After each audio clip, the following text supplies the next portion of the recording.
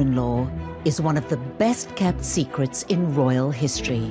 A daredeviling story that would be worthy of any great Hollywood film. Born in Windsor Castle, she begins life as a privileged royal. She was most Diana-like because she was regarded as the prettiest princess in Europe. But from the start, Alice is no ordinary princess. She was basically stone deaf. She ended up being able to lip read in Greek, German, and English.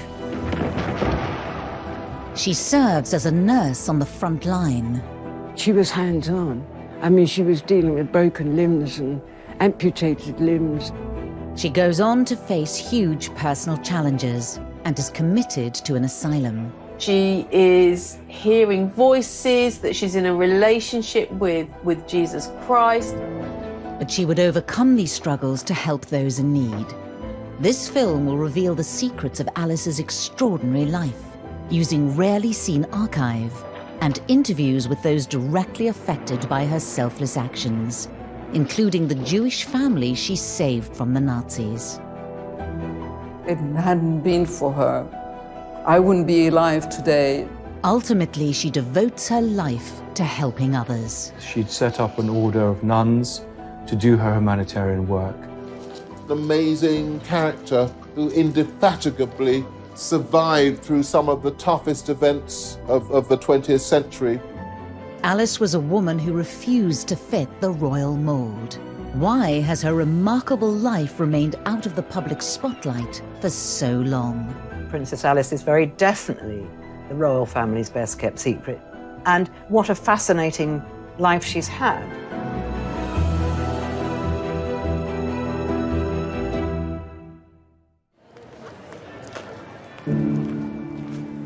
On a winter's day in December 1969, London goes about its business largely unaware of the sadness within the walls of Buckingham Palace. Princess Alice, who was the Duke of Edinburgh's mother, mother-in-law to the Queen and grandmother to Prince Charles, has died in her sleep. Reporting of Alice's death is minimal. It makes just the 4th item in the night's news. The BBC announcement read, "The Duke of Edinburgh's mother, Princess Andrew of Greece, died today at Buckingham Palace. The princess, who was 84, had been in poor health for some time. Princess Andrew, or Princess Alice, her own name, was the daughter of Prince Louis of Battenberg." It's a very unremarkable announcement. Her own life isn't reflected here at all. These aren't words of respect, adoration, affection. It's very cold. It simply marks the passing of a life defined by the men around her. Indeed, despite her position in the royal family, Princess Alice has long remained hidden from public glare. Many first discovered Alice through her portrayal in the TV series The Crown, when, as this clip shows, she had been living as a nun. Let this be a mother's gift to her child.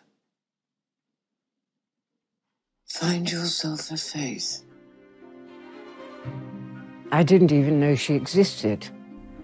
I had no idea who the Duke of Edinburgh's mother was.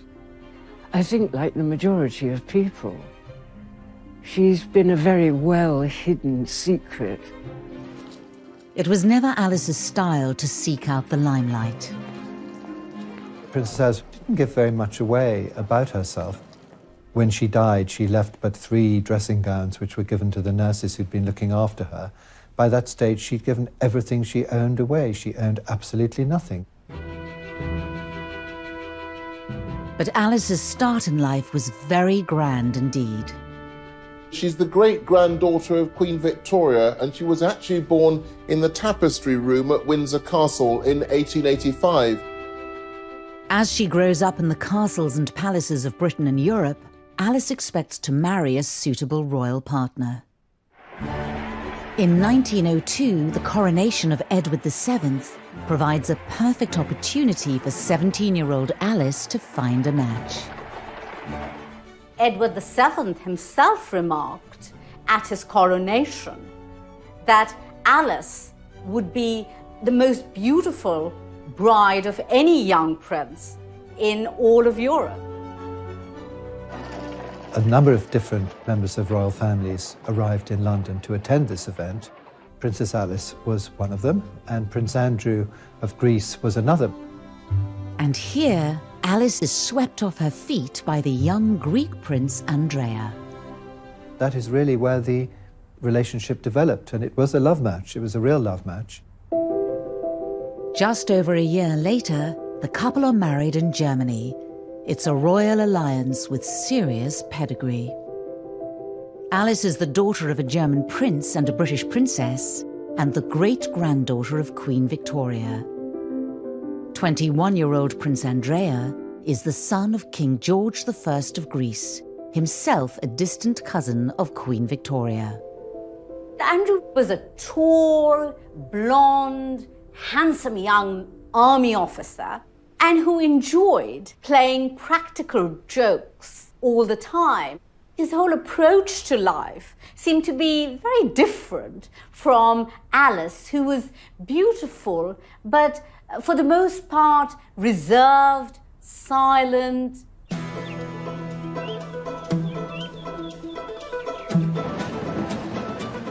The newlyweds head for Athens in 1904 to start their married lives together at the Royal Palace. It's a dramatic change from Alice's life so far. The marriage was clearly a culture shock for Alice. I mean, she, for one, didn't know any Greek. Athens must have been kind of a cultural wilderness in certain respects for Princess Alice, and the palace itself wasn't exactly Grand Luxe. The royal palace in Athens was, by all accounts, rather drafty and dark. A more significant problem for Alice is that the Greek monarchy is not a stable one. Greece had only existed as a country in its own right for 70 years, following the breakup of the Ottoman Empire. So it had to create its own monarchy. In 1863, Greece turned to Denmark's royal family for a king, and they chose one of their Danish princes. King George I of Greece had been imported from Denmark, so none of the Greek royal family had any Greek blood whatsoever. They had Danish blood and they had Russian blood. The fact that the family came from Denmark and were not Greek clearly created some problems for them in Greece, problems that would continue in terms of the monarchy there. Despite the national ambivalence to the new royal family, the Greek people take to Alice immediately. She certainly provided a great injection of glamour into the Greek royal family. She was a bit almost Diana-like because she was regarded as the prettiest princess in Europe. She quickly learnt to speak Greek and she quickly started producing children. Alice enjoys her new life in Athens. Within 2 years, she has given birth to 2 daughters, Margarita and Theodora. But there are clear signs that trouble lies ahead for Alice and for her family elsewhere in Europe. The beginning of the 20th century was a difficult time for the European monarchies. There was unrest, particularly in Russia, and this unrest was also to be found in Greece. A sense that monarchy had had its day and revolutionaries were beginning to, if not seize power, at least to agitate for power. A tragedy in Alice's family, born out of this unrest, would prove to be a huge turning point in her life. Her favorite aunt, Grand Duchess Ella, lives in Russia with her husband Sergei, the Governor General of Moscow, a man with dangerous enemies. Alice was very fond of her aunt Ella, who was married to the Grand Duke Sergei of Russia. And in 1905, Grand Duke Sergei is horribly assassinated by a bomb which blows his carriage into smithereens outside the Kremlin. And this had a profound impact on Ella, who gave up her material wealth and used her time and resources to feed the poor and become much more religious and set up a convent. Alice goes to visit Russia, I think in 1909, and she sees the amazing work that her Aunt Ella is doing, which directly affects Alice and affects how she chooses to lead her own life. As Greece edges closer to war with its neighbours, Alice would soon be given the chance to follow in her aunt's footsteps and risk her life to help others.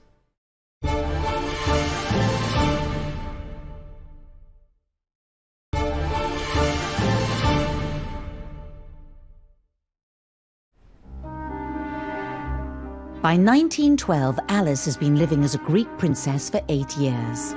She and Andrea now have 3 daughters. Cecile was born in 1911. However, their lives are set for a dramatic change as Greece goes to war in a bid to seize new lands. There was a particular war in 1912, the First Balkan War. The Ottoman Empire, which had been so dominant in the Balkans for hundreds of years, was crumbling. So Greece was wanting to expand north and eastwards, taking over some of the Ottoman territories, which historically had many Greek occupants. And the Greek royal family are absolutely at the centre of this because Andrea is a military officer, so he's on the front.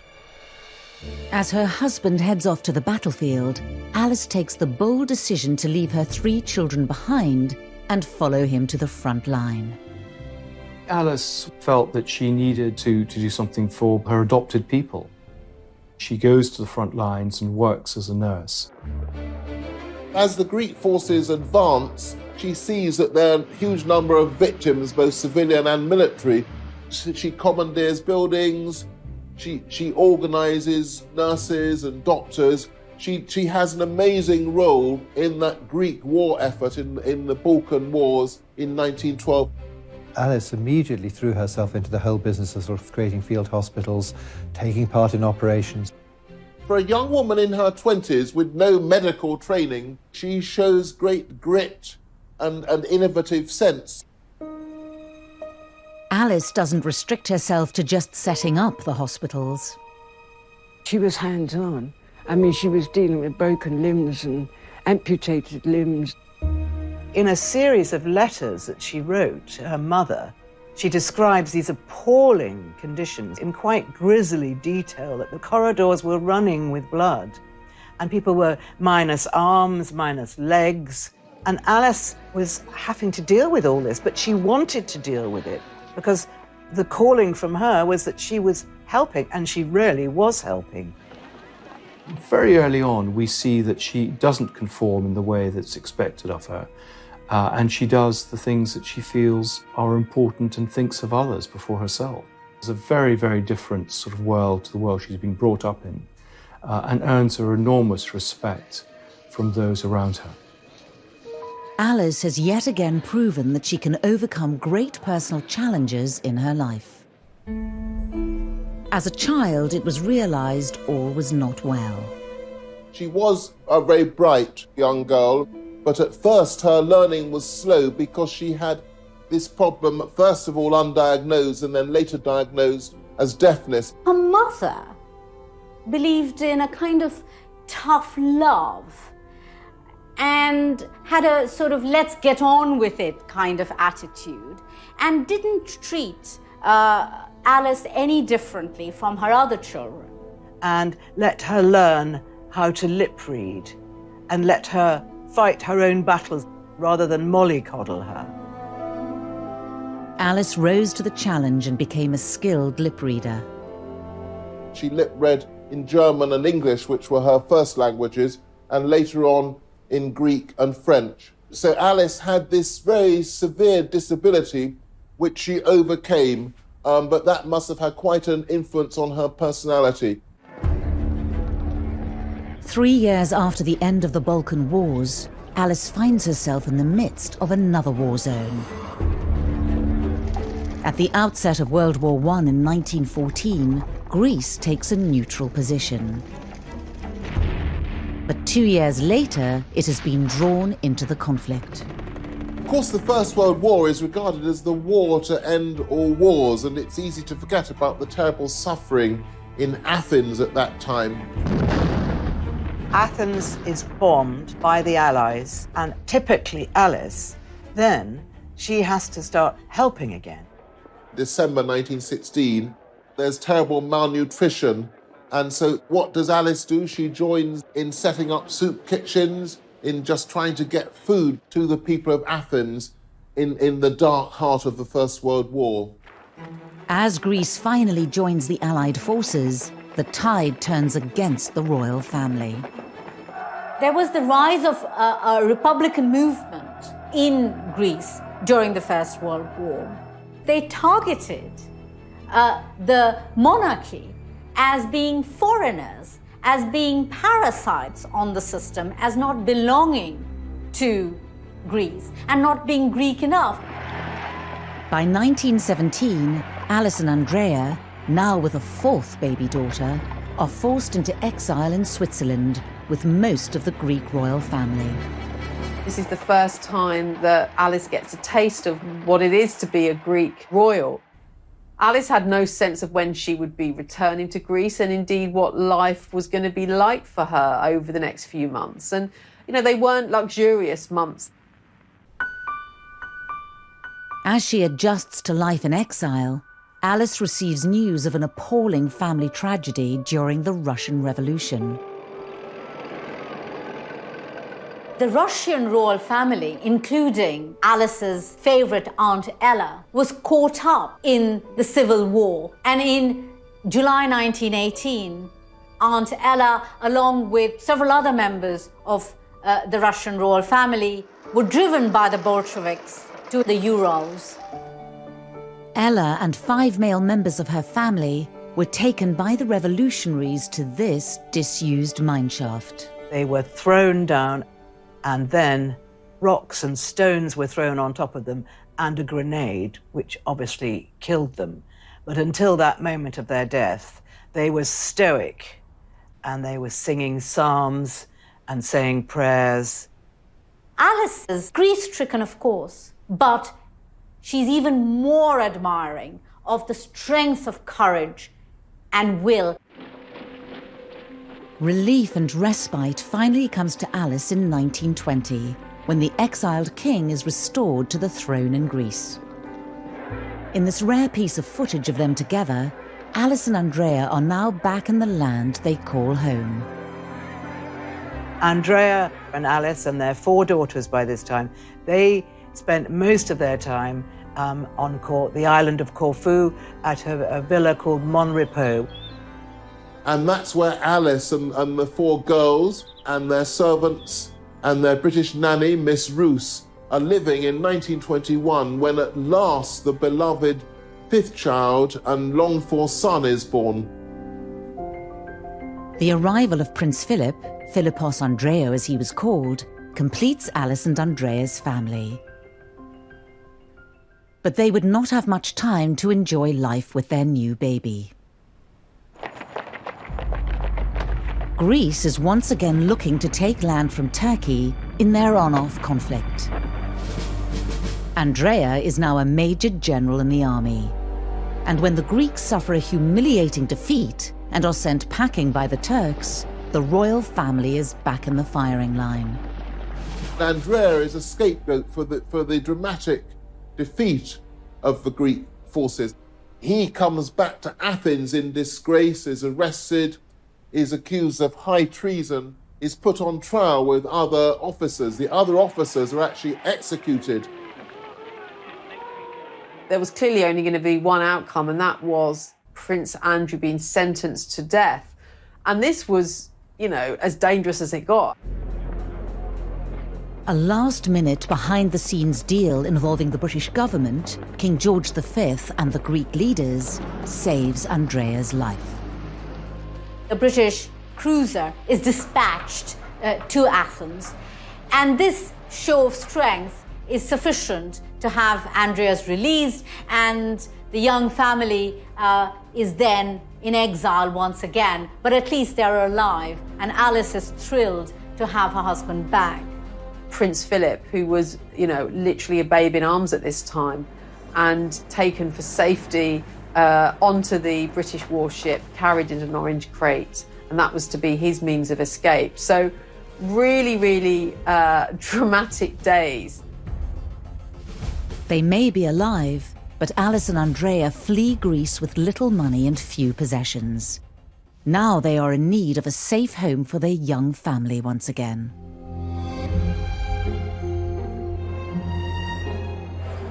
Andrea was lucky that his brother had married somebody rich called Marie Bonaparte, and they have several properties on the outskirts of Paris, and they gave one of these properties to Andrea and Alice as a home for their children, because Andrea and Alice had to leave everything behind. Alice and Andrea would spend 8 years in Paris, but the turmoil they've lived through is finally taking its toll on them. The marriage is beginning to fray at the edges. For Andrea, this must have been quite difficult after a very active life. Basically, he was no longer a prince in Greece, that he was exiled for life. This phase was very difficult for Princess Alice because she had been through enormous amount of trauma, and all those deaths in the family, and her husband almost being put to death himself. I mean, that would be enough to shake anybody.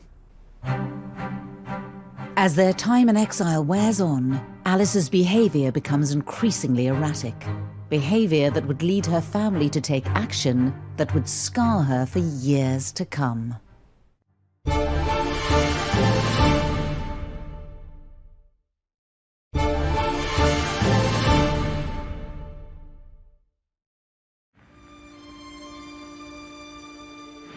(1928) Paris.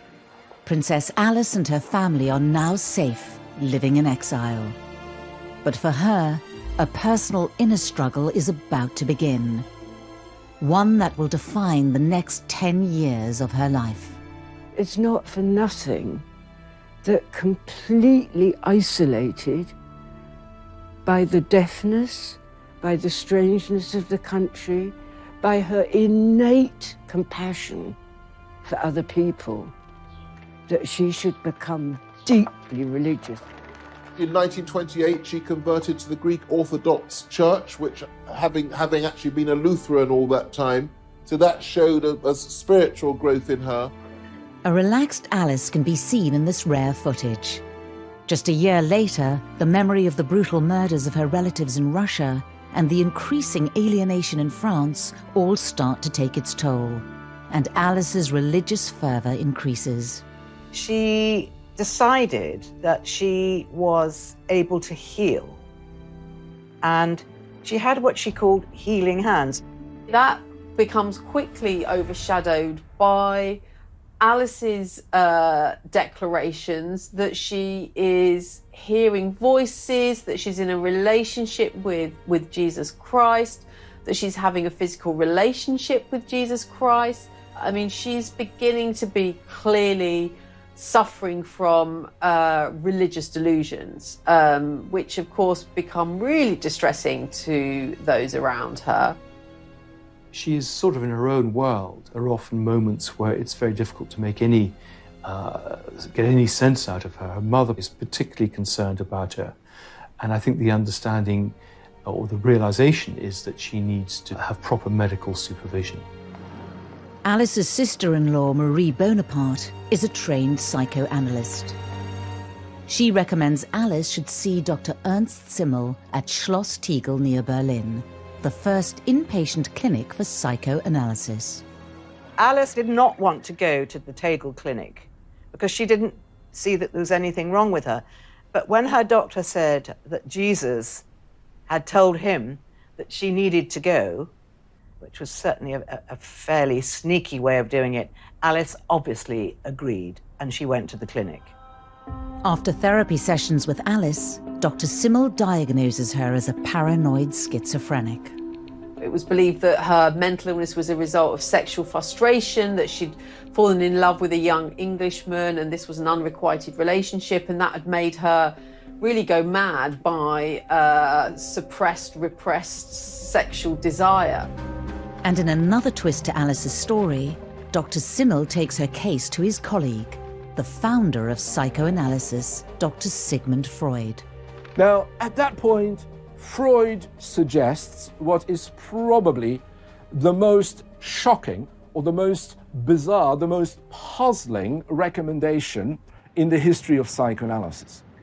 He suggests to Simmel that Princess Alice's ovaries should be exposed to high-intensity X-rays.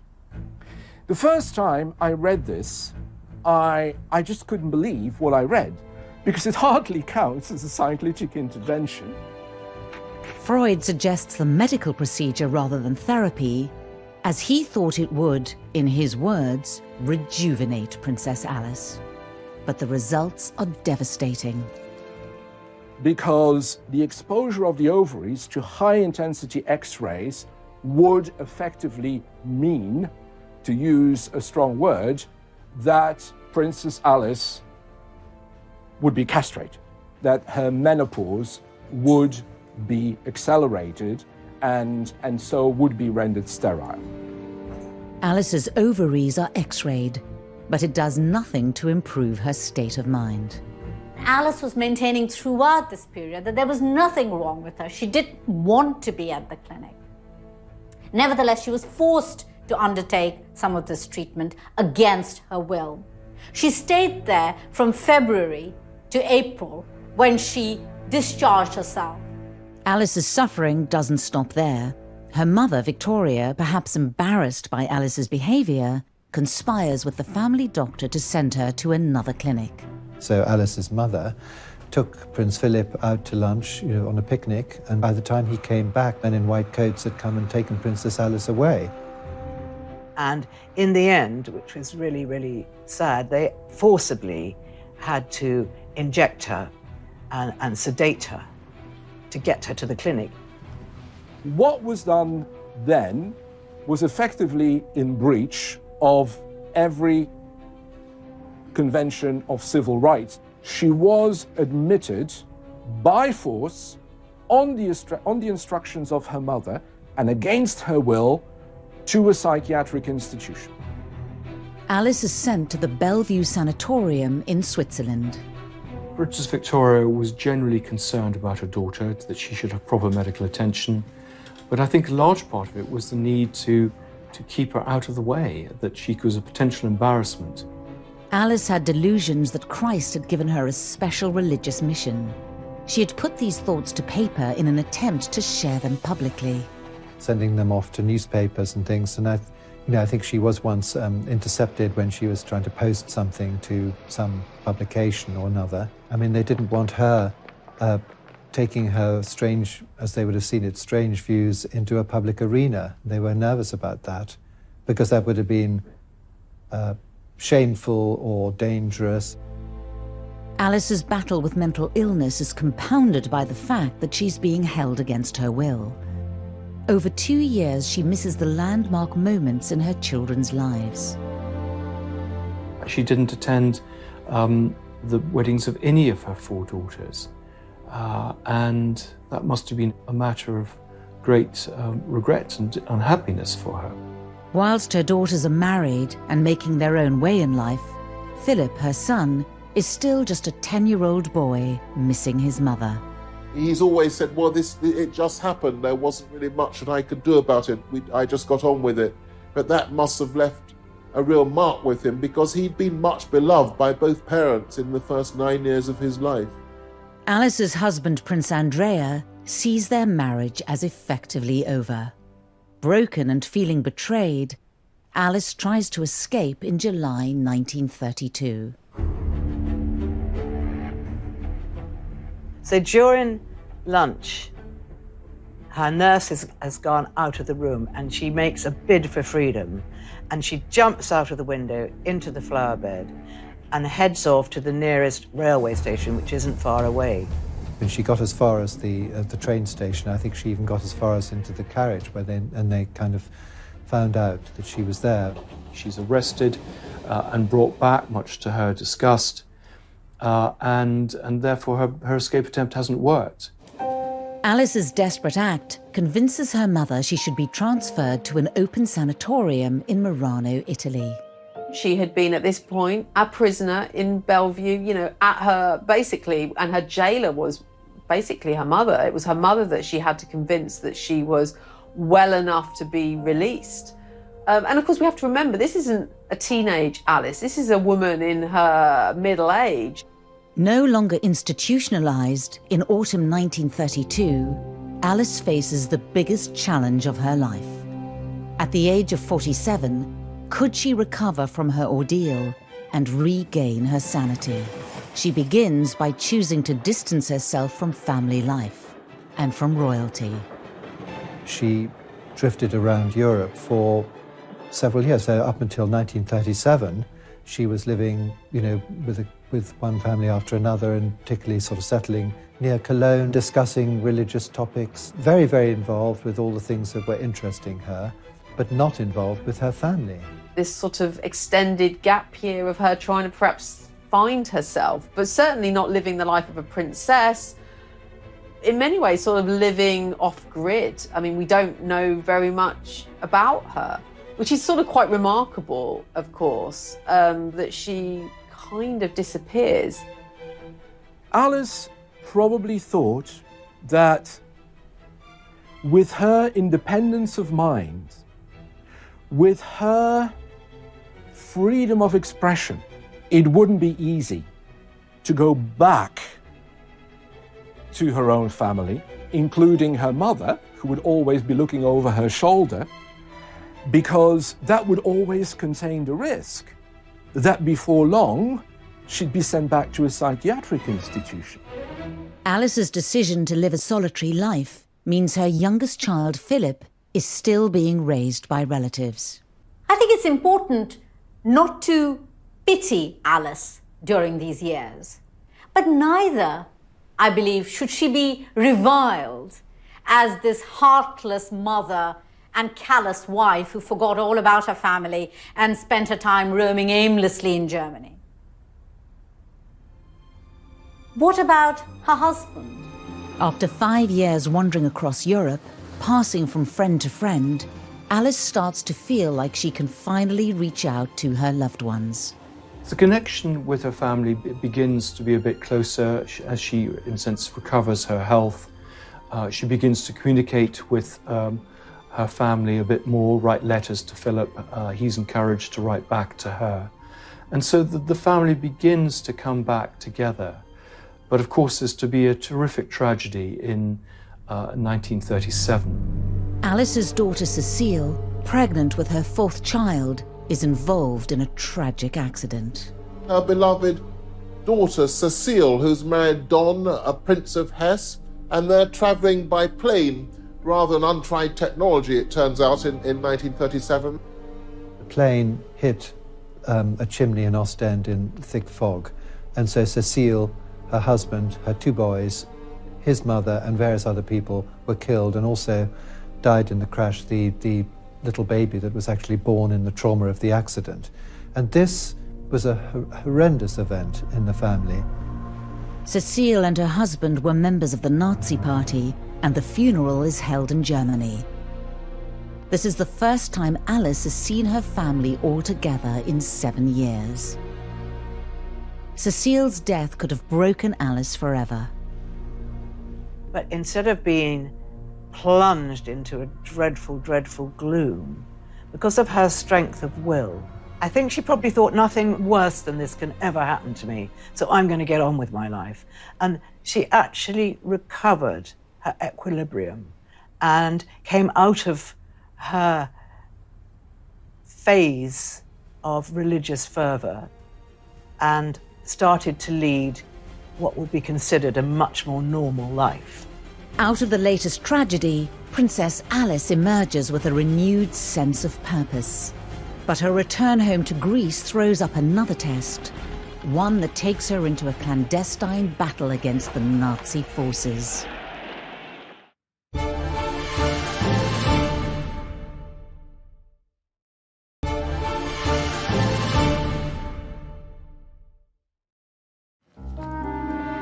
In 1938, Princess Alice, mother of Prince Philip, returns to Greece to serve the poor. During her 16-year exile, she survived hardship and horrific tragedy. However, once again, she will soon be placed at the heart of momentous historical events.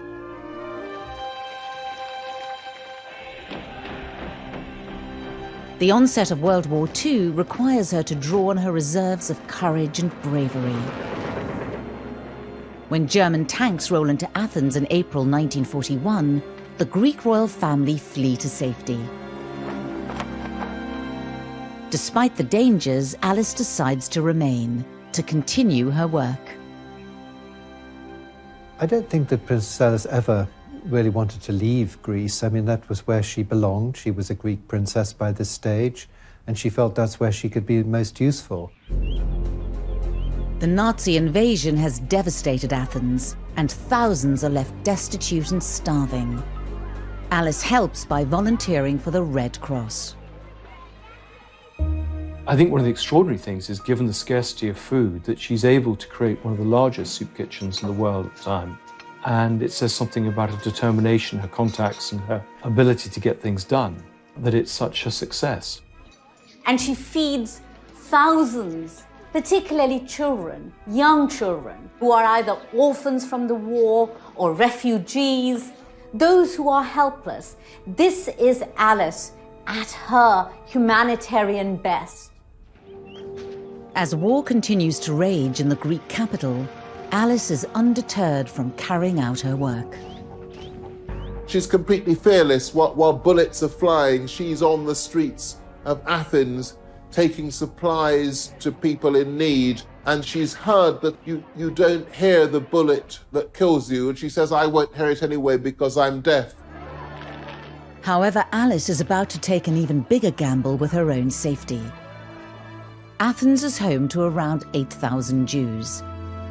Amongst them, the Hamaiki Cohen family, prominent members of the community who have ties to Greek royalty. Evie Cohen is their only surviving direct descendant. At the beginning of 1943, it became obvious that the decisions against the Jews to take them to concentration camps was starting to be obvious.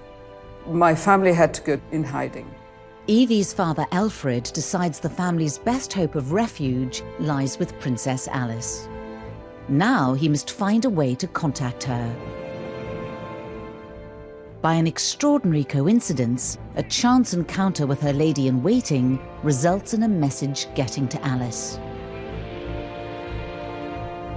I'm going to read out part of the text my father had written about this part of the story. For us, it was an absolute miracle. In short, that lady immediately went to see the princess, and an hour later, we were informed that the Princess Alice would be more than happy to take in my mother and sister. I think it was Alice taking an enormous risk, because she may have faced a firing squad because she had harbored the Jewish family. It was an enormous risk. When the German generals came round looking for any Jews, and perhaps having been tipped off that perhaps there were Jews being sheltered by Princess Alice, she said simply, I can't understand, I don't know what you're talking about.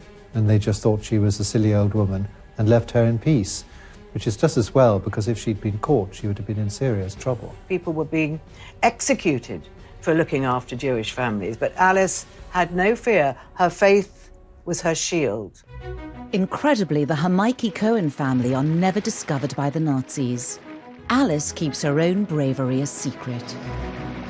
If it hadn't been for her, I wouldn't be alive today to say all this. And my parents would not have met, and so many other things. Back in Britain, her son Philip has spent the war years re-establishing the family's close links to the British royals, thanks to the patronage of Alice's brother, Lord Mountbatten. Keen to improve his nephew's prospects, Mountbatten encourages Philip's blossoming romance with Elizabeth, the future queen. Alice found out that her son was falling in love with Princess Elizabeth, and she was, of course, delighted. And although she hoped that one day maybe he might become a Prince of Greece, the fact that he was in her own homeland, Great Britain, and had fallen in love with the British princess, who was going to be heir to the throne, she was very, very happy. However, in 1947, when Philip, sixth in line to the Greek throne, gives up his titles so he can marry Elizabeth, for his mother, the news is bittersweet. Alice, in many ways, this was no doubt a personal disappointment, but at the same time, here was her only son, of course, marrying the future Queen of England. And so it seems that she was kind of reconciled to that and accepted that, even though, of course, it came at the cost of Philip renouncing his claim to the Greek throne. Soon after Philip and Elizabeth's engagement is announced, Alice travels to England to see them. Keen to provide her son with the engagement ring, she had already arranged for some of her royal jewellery to be retrieved from a secure bank vault in Paris. She had no money, so she wasn't going to be able to buy an exquisite gift for her future daughter-in-law. So she took one of her tiaras to Philip Antrobus, the jeweller, and she said, "Take the best stone out of this, and I want it fashioned into a ring for my future daughter-in-law," which is a very romantic thing to do. And I think it is about Princess Alice wanting her son to be seen as good enough in many ways. So here, perhaps for one of the only times in her life, playing the role of the sort of proud, slightly pushy mum who, wants her son to do the right thing and being seen to be appropriate as a husband to the future Queen of England. On the 20th of November 1947, Philip and Elizabeth prepare to walk down the aisle at Westminster Abbey. The eyes of the world are centred on Buckingham Palace. Two greys draw the Irish stagecoach. Inside, Her Royal Highness Princess Elizabeth and her father. In one of the rare occasions she steps back into the royal limelight, Alice is present amongst the crowned heads of Europe.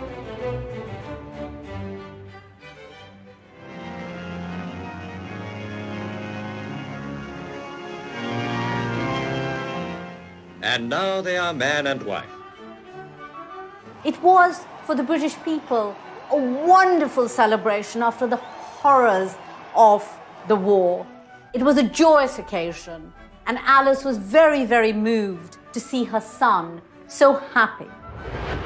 In the official wedding photograph, Alice can be seen standing next to the Queen's grandmother, Queen Mary. Her life has come full circle at the age of 62. There she is in her lovely purple velvet outfit at the wedding, in the wedding photographs. And this must have been a moment of great pride for her that lovely Lilibet was marrying her marvellous son, Philip. And it was a new beginning. Over 40 years since she first left England, when Prince Charles was born the following year, Alice is firmly back in the bosom of the royal family.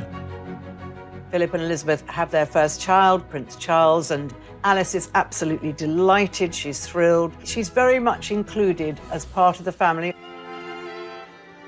After their years of separation, Philip wants his mother to stay in England. But ever the individual, she shuns royal life and beats her own path, sticking to her charity work in Greece. I think that after Prince Philip had married Princess Elizabeth, she felt that to some extent she could then do what she liked. Her daughters were all married and they had families of their own, and he now had a family of his own. So she fulfilled this long-held wish to found a nursing sisterhood. Despite not taking formal vows herself, in January 1949, Alice founds a nursing order of Greek Orthodox nuns on the island of Tinos. She is now able to do what she had long wanted to, that is to follow in the footsteps of her beloved Aunt Ella, who had set up an institution of nuns dedicated to service, to serving the community, not shut up in a distant cloister, but living amongst the people, those whom she could help. And Alice wanted to do the same. And I think this is what motivated her finally to set up her sisterhood. Alice is at last fulfilling what she sees as her life's mission. While she has now re-established her links to the British royal family, when she attends Elizabeth's coronation in 1953, as this rare footage shows, her choice of dress signifies both her status and her dedication to her charitable work. Princess Alice of Greece, mother of the Duke of Edinburgh, wears the dove-grey habit of her religious order. People are surprised to see her dressed in her nun's outfit. But this is no ordinary nun's outfit. This outfit was made by the couture house Balmain in Paris.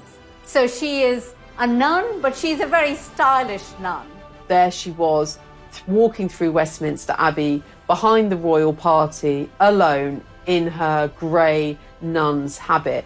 Really quite odd. And I think it's quite telling of the way in which she was dismissed, really, throughout her life as being a bit odd, a bit mad, a bit of an eccentric, and not somebody who could be easily embraced within the royal family. With her son Philip now married to the Queen, Alice travels back to Greece once again to continue her charity work. But despite her royal connections, her religious order is running out of money. For Alice, who had no real funding behind her apart from what she could raise herself and she could raise from her family, the sisterhood desperately needed funding and started to fail. But she knew she couldn't keep it going forever because, unlike Aunt Ella, she didn't have personal wealth to keep something like this going, and it was just running down, sadly, for her. The end of Alice's dream finally comes in 1967. After a military coup, King Constantine II has to flee Athens. The whole Greek monarchy are potentially in danger. Once again, the position of the Greek royal family becomes very threatened and precarious, and so it's seen that right now, really, Alice has really come to the end of the road in Greece. She needs to be rescued. She simply can't stay there. It's not safe for her to stay there. When Queen Elizabeth hears about her mother-in-law's fate, action is taken and she's flown back to Britain. The moment Alice arrives at Buckingham Palace was vividly dramatised in Series 3 of The Crown. She arrived in one of the Queen's Rolls Royces in her overcoat. It was July, and all the windows had to be shut. She knows Buckingham Palace. It's not the first time she'd been there. But she's just aghast at the money and the space. Your Royal Highness. Thank you. Please, this way. She's put in one of the maids' rooms at the top, which she doesn't mind. It's the most palatial room she's had in years. She was very unsettled to begin with and complained and made a fuss. But eventually, she realised how lucky she was. She made friends in the way that she always made friends, and she settled down, and she was very happy. After being forcibly separated from her son Philip when he was just a child, he and Alice are finally making up for lost time. Philip had been effectively abandoned at the time where his mother was put in a sanatorium. So one can imagine these were an opportunity for mother and son to get acquainted with each other and to reflect on her life and perhaps the legacy and the influence that she might have had and have on Prince Philip. Alice has finally found safety and stability in Britain after decades of selfless devotion to others. But her bravery during the war wouldn't receive the recognition it deserved until many years later.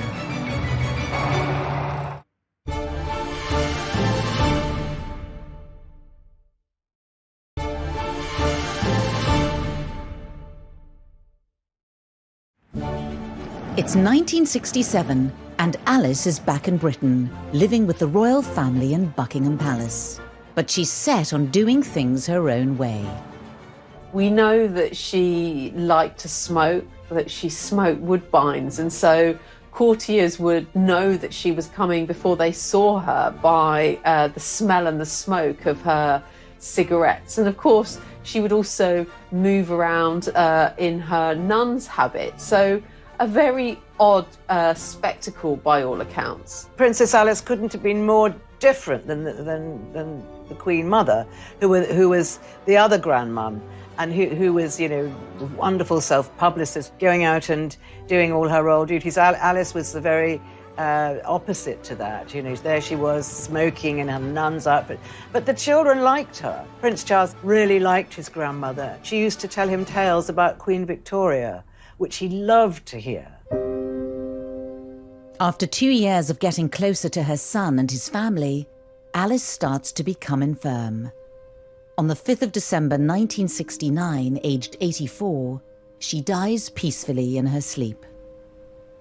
Her death was really announced without any great fanfare. Certainly when we compare the public affection towards the Queen Mother, Princess Alice has a very different position in the nation's affections. Really, people didn't really know her. They still don't really know much about her. The funeral itself was a relatively small affair.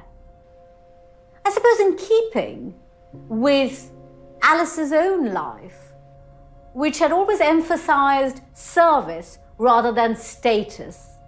Prince Philip, he said what an extraordinary thing it was that she had been born in Windsor Castle, and after a difficult life of wars and tragedies and separations and living in different lands, she had come back to Windsor Castle again. Before she died, Alice gave very specific instructions about her final resting place. She wanted to be buried in the Russian Orthodox church in the Mount of Olives by the side of Aunt Ella. So a very particular request and a very difficult request to honour.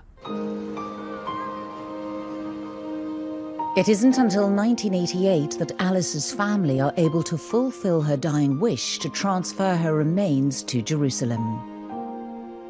Despite the dangers she had faced during World War II, Alice's work was not recognised until long after her death. In 1994, Prince Philip was in Israel to see his mother posthumously awarded the title of Righteous Among the Nations by the Yad Vashem Holocaust Remembrance Center. The award was given for Alice's bravery hiding the Hamaiki Cohen family from the Germans during World War II. She was a person with a deep religious faith, and she would have considered it to be perfectly natural human reaction to fellow beings in distress. Princess Alice, she didn't even think for a minute. She just heard there were people that were in danger and that she felt that she could do something for them. The story of Princess Alice and my family is a beautiful one, and it can, I hope, be an example for the young today to continue to do good things in life, to be human. Both Prince Charles and Prince William have since travelled to Israel to visit Alice's tomb. As the years elapse, the work, the selfless work that she did, is seen as something that the royal family are incredibly proud of. And I think she is, her legacy and her life is being embraced much more by the royals and even the younger royals. And obviously that's very, very good to see. So I think she's been a great influence, and I think, on the whole royal family's attitude to humanitarian activities. Alice was a royal like no other. The twists and turns of her life spanned much of the 20th century and coincided with pivotal moments in history.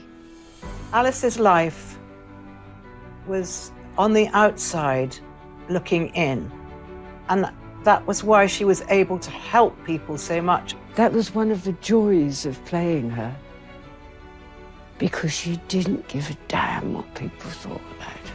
She had suffered really a huge series of disadvantages, from her deafness as a child through to the problems of exile as a royal princess, a mental illness. And throughout of all this, she rose triumphant as an inspirational figure. An amazing character who indefatigably survived through some of the toughest events of the 20th century and triumphed as a sort of humanitarian icon. A really remarkable life story, and one that shouldn't be forgotten.